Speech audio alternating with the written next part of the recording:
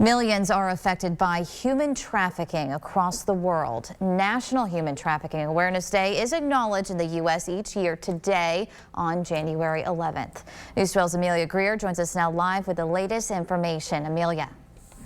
Both locally and nationally, people are expressing their thoughts and concerns for those who have been affected by human trafficking. Love's Arm and Sala Freedom are just two organizations that are working at bringing awareness to this issue. It can happen to anybody at any time. Over 50,000 signals were sent to the National Human Trafficking Hotline in the last few years. According to these numbers, Tennessee and Georgia make up at least 1,500 of these calls. A common denominator of many of these victims are said to have a history of early childhood abuse. In Tennessee, the average age of people who are trafficked are females between 11 and 15 years old. We have to remain vigilant. We have to protect our children in particular, and we have to realize that when you hear of someone in those circumstances, the question to ask is not, why are they doing this? Why don't they make better choices, whatever. The question to ask is, what happened to them?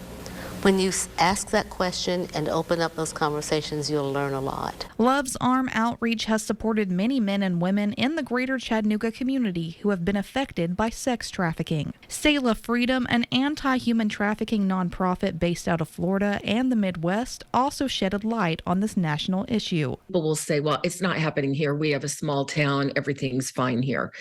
I would say I would challenge that, because anywhere that you have internet, you have predators that are out there trying to reach your children, trying to reach vulnerable people. You know, they're not always children, they're adults too. Recognizing that when you see something that you feel like is a red flag, it's always better to report it and be wrong than to not report it and to have been right. I don't know.